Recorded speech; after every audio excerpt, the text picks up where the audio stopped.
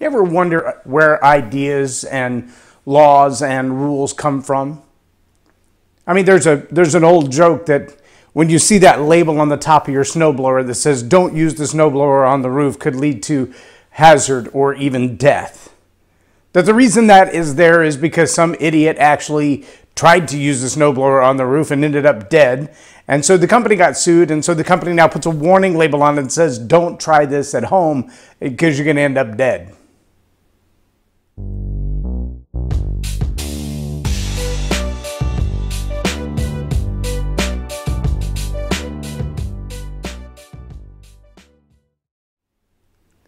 I'm J Loren Norris with Leading Leaders Podcast.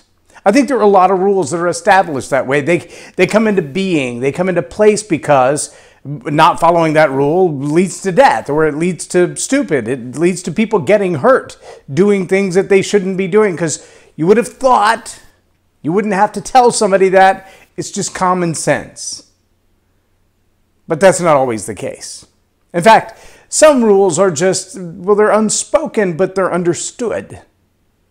And some of those unspoken but understood rules, well, they're wrong.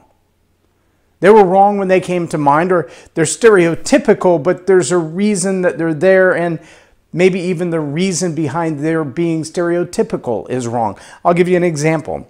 I had the extreme honor of having a couple of millennials from the Congo, from DRC, in our home just a few days ago. And as we sat, probably 2.5 hours, and just talked about life and all kinds of other stuff, one of the phrases that came up regularly was about the idea of racism as they traveled throughout the United States.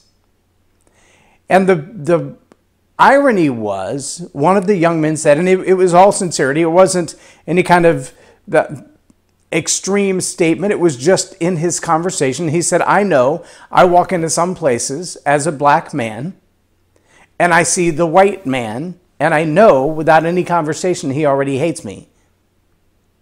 And because I know he already hates me, I have to make a decision.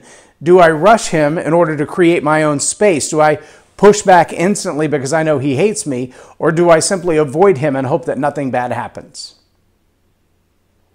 That's a very interesting statement, because that's a rule of application that obviously he's making decisions in his life, where he goes to get fuel, where he goes to get food, where he goes to go shopping, making decisions in his life based on skin color alone.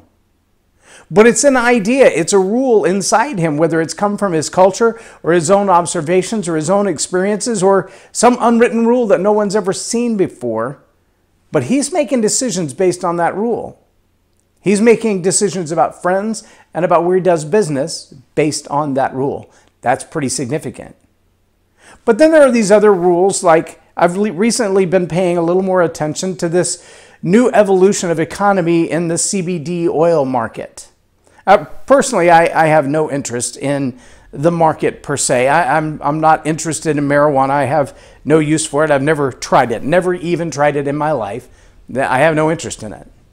But I do know there are people who make a living with cannabis in various ways. In fact, I was part of a conversation when a young man got his, I believe, one of the first recreational license to sell cannabis in Nevada, in the state of Nevada.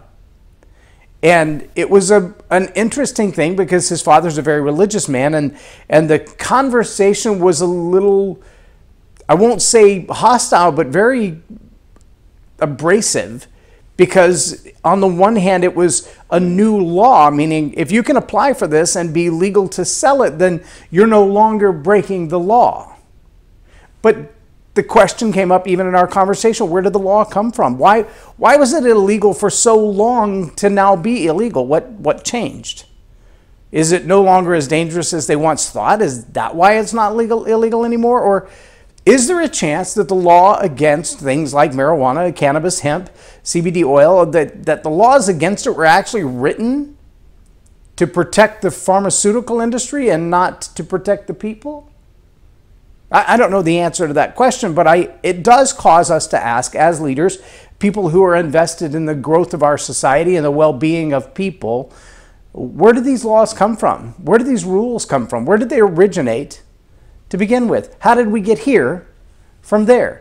I do believe there are some laws, universal laws, like the law of gravity, that says, I don't care who you are. It's not about your background or your religious upbringing or your level of education or even your race. Gravity affects everybody equally.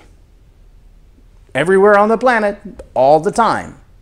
And that's a powerful thing to understand. I believe there are other laws that are universal, and they don't care about your race, education, or background. There are laws like that.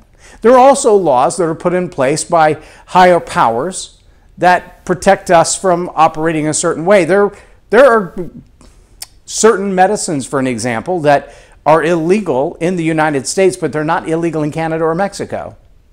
You can use them right across the border, but you can't use them here. So were those made for all mankind, or are they protecting something else? I don't know the answer to that question, but I do believe it's a question as leaders we need to be asking. And as leaders, if we can't dig into these more serious topics, if we can't stop and ask the question, where did that rule come from? Where did that law come from? Why is it in place? Who does it benefit? What is the purpose of it? Then we could find ourselves living under some kinds of rules and laws that benefited someone decades ago who is no longer around to reap the benefit, but we're still following them. Let me close with this. You've probably all heard the story of the man who's watching his wife cook the roast and she cuts off both ends, and he says, "Why do you do that?" She said, "That's the way my mama taught me to cook." So at Christmas time, and mom and grandma and great-grandma are all in the kitchen, and she cuts the ends off the roast and put it in the pot. He says, "Well, why do you do that?" And she turns to her mother, and her mother says, "Well, that's the way I was taught to do that." And he turns to grandma, and grandma says, "Well, I don't know why they do it. They're just wasting good meat. I did it because my oven was too small. The only roasting pan that would fit, I had to cut both ends off the roast to get it in there." See, there are rules and laws that we follow now. They serve no other purpose than the way things used to be. Some of those need to be revisited. I'm J Loren Norris with Leading Leaders Podcast for Tell It Like It Is TV. Have a blessed day.